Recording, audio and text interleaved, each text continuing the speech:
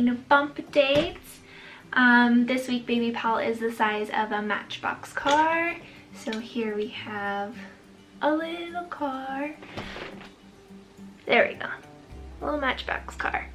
So baby is growing. How have I been feeling? You know, I've actually been feeling okay. I think I'm on the horizon of feeling much better than I have been feeling. I still have been having heartburn, but what has been helping with the heartburn has been the ginger pills. Those have been a lifesaver. I tend to take at least one every day.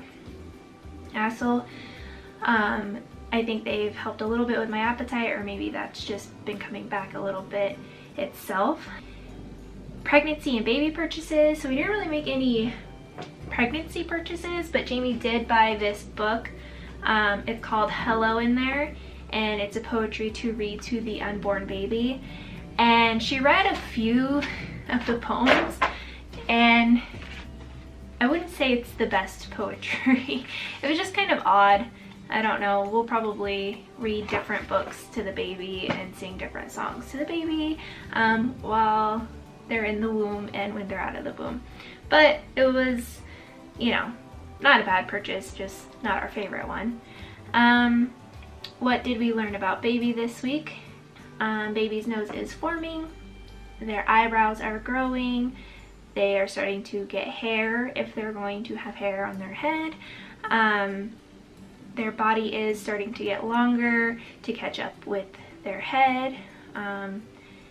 They have started lifting their head up, I guess having more head movements, and they are producing white blood cells.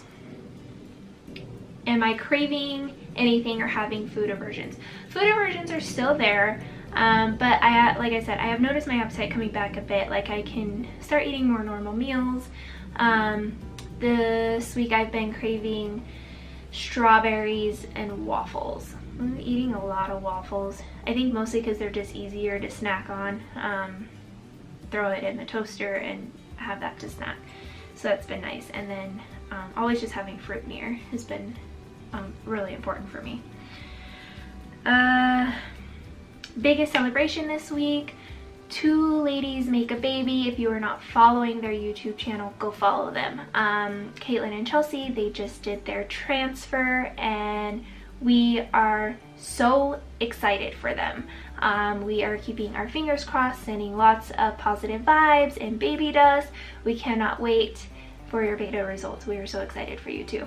It's time for our number game, this bump date. So this number game, we had a hard time coming up with 13 things this week, but I wanted to, there's a disclaimer. So we were hanging out with some of our friends and we came up with 13 things that lesbians are tired of being asked about IVF.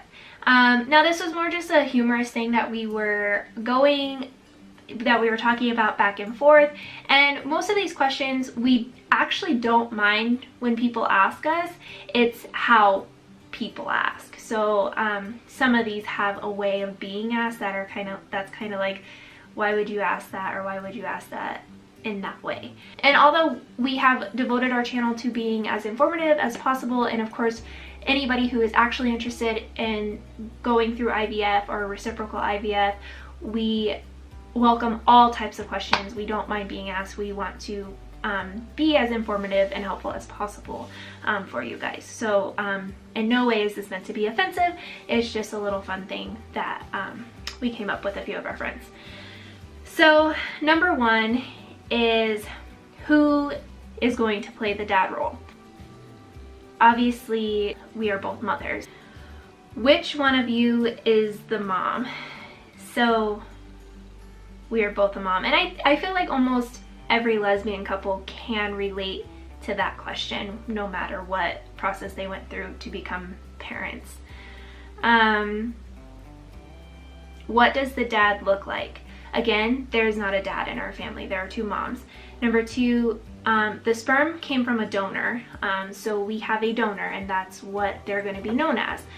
Just like if your child needed a like lung transplant or kidney, you know, transplant, they have kidney donors, and that their kidney came from a donor. It's not somebody who, it's not, you know, now that they have their DNA, do they play some type of parent role?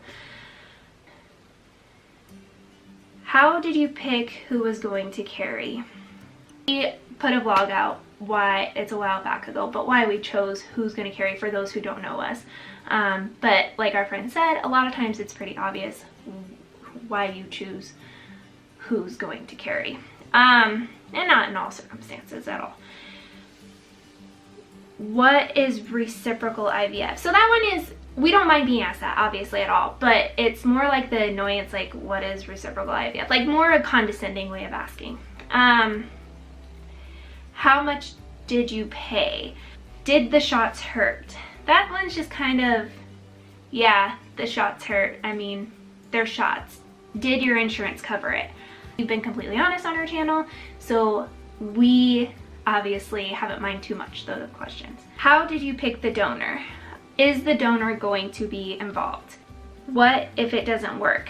You wouldn't ask somebody like if they're getting married or if they get engaged, and you're not like, you don't ask them, well, what if it doesn't work? Like, I mean, yeah, the risk is there when you get married or engaged, but like, you don't ask things like that. So it's just one of those questions, you know?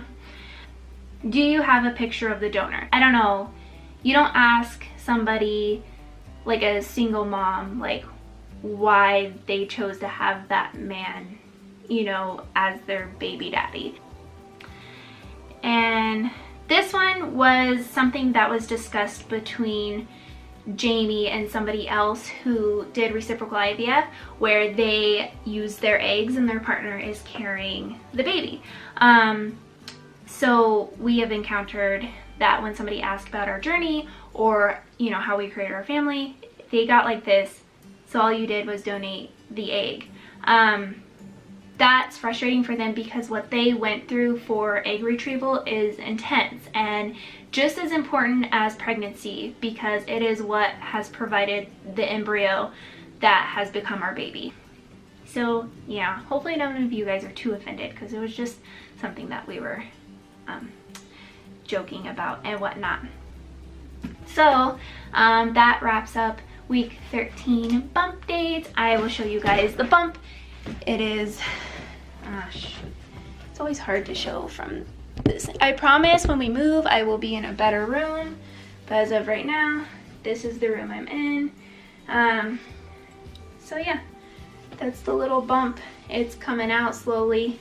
I feel like it starts here more so, and I don't know, whatever. So thank you again for following our journey. I'm sorry this vlog is getting out a little late. I know it is. It's been one crazy week, but we appreciate you guys so much. We appreciate your love and your support, and give this video a thumbs up if you're excited for the countdown to baby Pal's gender, and subscribe to our channel if you have not yet. And if you'd like to see our accurate bump date pictures, go follow us on Instagram at the Pal Tribe.